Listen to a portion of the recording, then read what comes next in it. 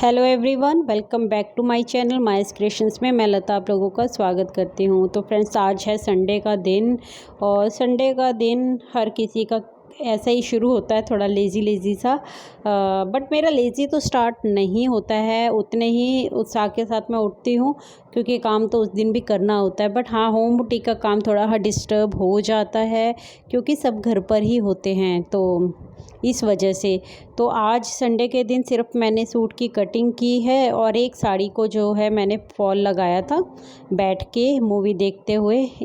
Chhaava movie थी, वो एक दिन पेंडिंग रह गई थी, थोड़ी सी बीच में ही रह गई थी। देख रहे थे हम पिछले वीकेंड पे आई थिंक, तो वो देखी थोड़ी सी। और बस यही कोशिश करती हूँ कि कुछ भी काम कर रही हूँ, अगर मैं टीवी और मोबाइल देख रही हूँ ना, तो उस टाइम पे कुछ भी ऐसा काम करती हूँ मैं जो बस मेरे दिन को ना थोड़ा प्रोडक्टिव बनाकर ही रखे। मतलब फ्री में बैठ के मैं टीवी भी देखना पसंद नहीं करती, मुझसे देखा ही नहीं जाता। मतलब ऐसा ही मेरी हैबिट है। और आप लोगों की भी किस किस की ऐसी हैबिट है कि वो फ्री में बैठ के मतलब ऐसा टीवी देख ही नहीं सकते, कुछ ना कुछ काम करना, चाहे वो सब्जी काटना हो, लहसुन छील के रख देना हो, या फिर मेरी तरह अगर ऐसा कुछ काम कर रहे हैं, सिलाई का काम कर रहे हैं, तो वही अपना कुछ तुरपाई का काम, साड़ी पे फॉल लगानी है, तो वो मैं ऐसे काम ना तुरपाई का और फॉल लगाने का करती ही तभी हूँ जब हस्बैंड घर पे होते हैं और टीवी चल रहा होता है।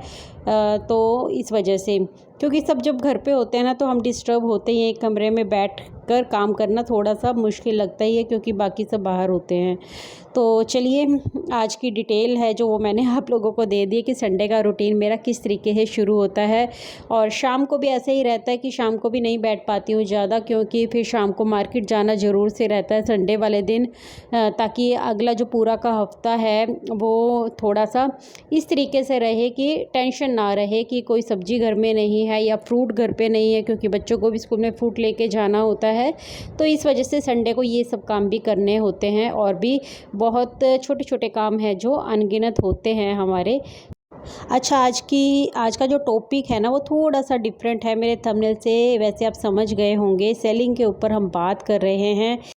देखिए फ्रेंड्स, आप किसी भी टाइप का बिज़नेस क्यों ना कर रहे हो, लेकिन सेलिंग तो हर एक बिज़नेस में चाहिए ना।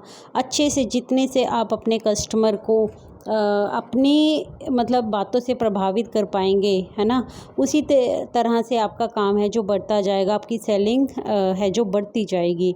तो कौन नहीं चाहता, चाहे एक छोटा बिजनेसमैन हो या फिर एक बड़ा से बड़ा बिजनेसमैन क्यों ना हो, हर कोई चाहता है कि उसकी सेलिंग पावर इतनी स्ट्रॉन्ग हो कि उसके पास जो भी कस्टमर आए वो उनसे प्रभावित होकर उनकी ज़्यादा से ज़्यादा सेलिंग है जो वो करवाए। देखिए फ्रेंड्स, सेलिंग है ना जो वो एक स्किल नहीं है, सिर्फ वो एक पावर है जो हमारी ज़िंदगी बदल सकती है। अगर आपने सेलिंग की पावर को समझ लिया ना, तो वो आपके काम को ना बहुत ज़्यादा आगे बढ़ा देंगे। देखिए फ्रेंड्स, लोगों के साथ अच्छी तरीके से कम्युनिकेट करना भी हमारे जो सेलिंग पावर को है ना वो बढ़ाता है, क्योंकि जब हम अच्छे से कम्युनिकेट कर पाते हैं ना तो दूसरे को बात हमारी अच्छे से समझा पाते हैं, तो बिना किसी ज़्यादा एफर्ट लगाए भी हम ज़्यादा से ज़्यादा प्रोडक्ट है ना अपने सेल कर पाते हैं। अगर आपको एक बार ये समझ में आ गया ना कि जो कस्टमर है उसका दिमाग किस तरीके से काम करता है ना, तो आप अपनी सेल को है ना वो बहुत ही ज़्यादा आगे बढ़ा कर लेके जा सकते हैं। अगर हमने अपने कस्टमर की मेंटालिटी को समझ लिया ना, तो हमारी सेल है ना जो वो दिन प्रतिदिन बढ़ती जाएगी।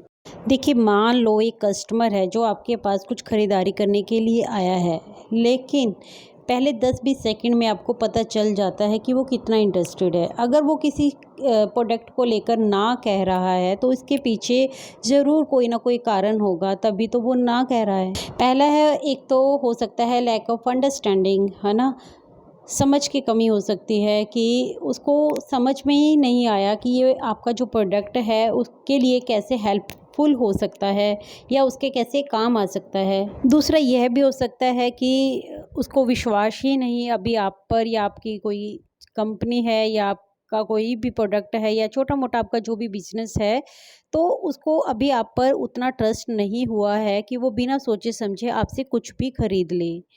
तीसरा है, फाइनेंशियल प्रॉब्लम हो सकती है। पैसों की कमी के कारण भी कई बार है जो हम प्रोडक्ट को मतलब लेने से पहले कई बार सोचते हैं। कई बार लगता है ना कि कोई प्रोडक्ट पसंद तो आ रहा है लेकिन वो हमारे बजट में नहीं है, इसलिए भी कस्टमर उसको खरीदने से पीछे हटता है। तीसरा हो सकता है कि अभी उसको ज़रूरत ही नहीं है इस प्रोडक्ट की, उसने बस जस्ट ऐसे ही देख लिया और आपसे पूछ लिया, बट अभी उसको इतनी ज़रूरत नहीं है, इसलिए भी वो उसको ख़रीदने से पीछे हट सकता है।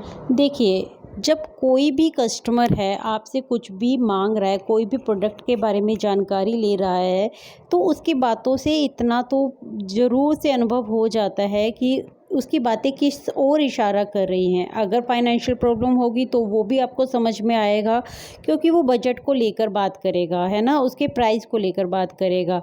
अगर उसका उसमें इंटरेस्ट होगा लेकिन प्रोडक्ट मतलब उसको कुछ खास नहीं लग रहा है या फिर ठीक ठाक लग रहा है, तो वही वो अपनी बातों से आपको बताएगा।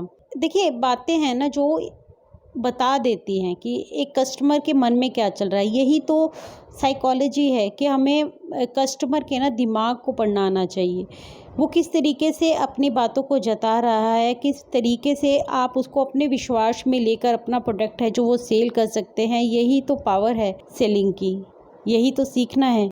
देखिए, आपने हमेशा देखा होगा जब हम भी कुछ मान लो कुछ हम मार्केट में कुछ सामान देख रहे हैं, अगर हमारा उसमें ख़रीदने में इंटरेस्ट बिल्कुल नहीं होगा ना, तो हम उसके बारे में ना तो जानकारी लेने में इतना इंटरेस्टेड होंगे, हम फटाफट अपने काम से काम रखेंगे, ज़्यादा उसके बारे में बहस वगैरह नहीं करेंगे या उसके प्राइस को लेकर बहस नहीं करेंगे। लेकिन जब कोई भी कस्टमर है उसको लेकर आपसे बार बार आपको कन्विंस करने की कोशिश कर रहा है कि या तो इसका रेट इतना लगा लीजिए या इसको मैं करवाना तो चाहता हूँ बट इतना ऐसा हो जाए, तो देखिए वहाँ से समझ में ये आता है कि वो लेने में तो इंटरेस्टेड है, लेकिन अब ये देखना होगा कि आप उसको किस तरीके से कन्विंस कर सकते हैं उस प्रोडक्ट को ख़रीदने में, जो आपके भी मतलब उसमें आए कि आप उसमें अच्छा खासा अपना जो मार्जिन है जो वो भी रख पाएँ, कस्टमर है जो आपसे सेल भी ले जाए। देखिए फ्रेंड्स, ये बात तो हो गई कि कस्टमर के दिमाग को पढ़कर हम ज़्यादा से ज़्यादा सेल कैसे कर सकते हैं। दूसरी बात ये भी है कि हम कैसे अपने पुराने कस्टमर है जो लॉयल बना सकते हैं और उनको टिका के रख सकते हैं, ताकि वो बार बार हमसे ही शॉपिंग करना या फिर हमसे ही ख़रीदारी करना पसंद करें। क्योंकि नए कस्टमर लाना कई बार मुश्किल हो जाता है, लेकिन अपने पुराने ग्राहकों को ना अपने पास ही बनाए रखना ना वो बहुत चैलेंजिंग काम होता है, और वो थोड़ा सा इजी भी हो सकता है आपके लिए। बस थोड़ा सा आपके दिमाग, आपके ट्रिक्स का कमाल होता है वहाँ पर कि आप अपने पुराने कस्टमर को अपने लिए लॉयल बना के रख सकते हैं।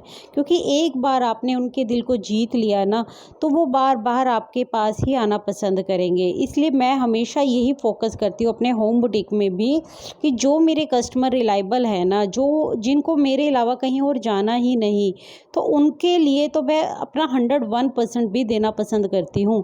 क्योंकि मैं किसी भी कीमत पे नहीं चाहती कि जो मेरे रिलायबल जो कस्टमर है ना वो मुझे छोड़कर कहीं और जाएं।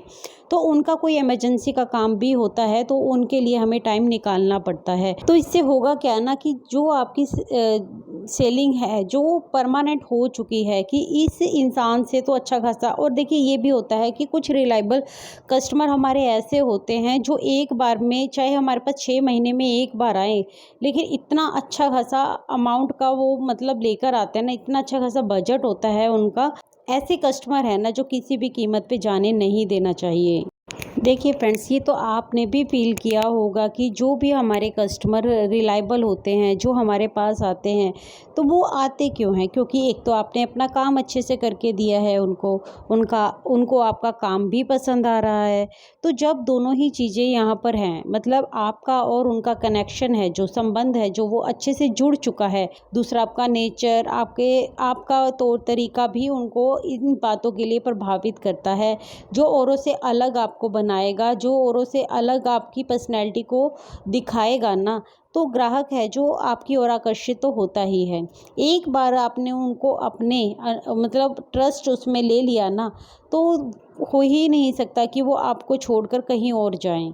तो ऐसे ग्राहक अपने पास रखना बहुत ज़्यादा ज़रूरी है। बहुत ज़्यादा फोकस करने की ज़रूरत है ऐसे ग्राहकों के ऊपर, ना कि उन ग्राहकों के ऊपर जो नए आपके पास पहली बार आए हैं। देखिए पहली बार आए हैं, आप अपना 101% उनको भी दो। चलिए अब बात कर लेते हैं कि उन कस्टमर की जो हमें बहुत परेशान करते हैं, यानी मुश्किल कस्टमर होते हैं वो हमारे लिए, उनको हैंडल कैसे किया जाए, तो इसके बारे में बात करते हैं।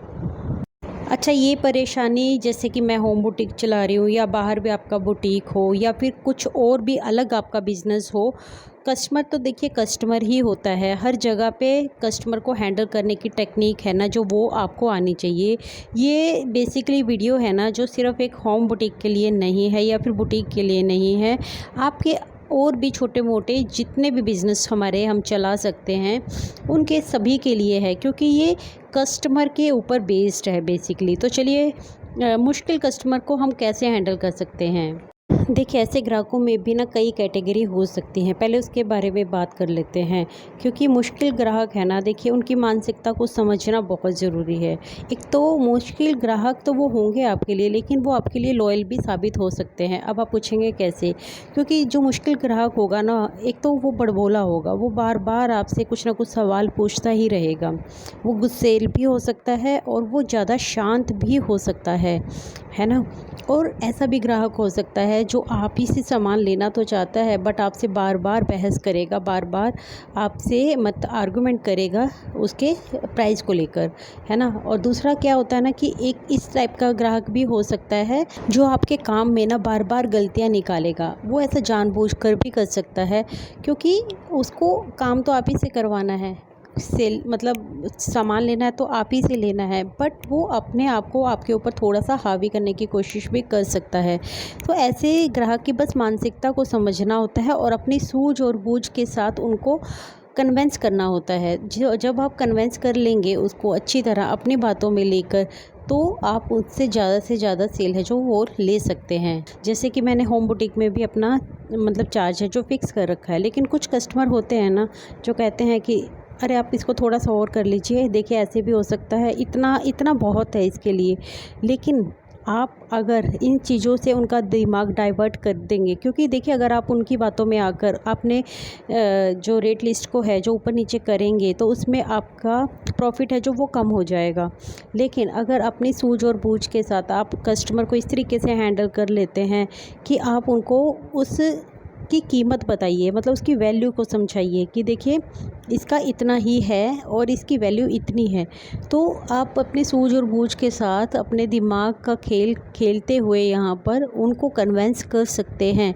क्योंकि वो ना कहीं पे आपके लिए लॉयल ही होगा, जो आपसे बार बार आर्ग्यूमेंट भी कर रहा है, आपके पास बार बार आना भी चाहता है और आप ही से काम करवाना भी चाहता है, बट उसकी कुछ अपनी ही शर्तें होती हैं, उसका अपना ही एक स्वभाव होता है जिसको वो आपके ऊपर लेकर आता है। और क्या करता है ना कि वो बार बार प्राइस को लेकर आपसे ऊपर नीचे करने की कोशिश करता है। तो आप एक अपना फ़िक्स प्राइस ही रखिए, उसमें ज़्यादा आर्गुमेंट आप मत ही करें तो ज़्यादा सही रहता है। तो आई होप मेरी आज की वीडियो आप लोगों को अच्छी लगी होगी। वीडियो काफ़ी इन्फॉर्मेटिव थी, पसंद आई हो तो लाइक ज़रूर करके जाइएगा। चैनल पर नए आए हैं तो सब्सक्राइब कर लीजिए, बेल आइकन को दबाना बिल्कुल ना भूलें ताकि मेरी हर नई वीडियो की नोटिफिकेशन आपको टाइम से मिले। मैं मिलती हूँ आपसे अपने नेक्स्ट वीडियो में, तब तक के लिए take care, bye bye, thanks for watching guys.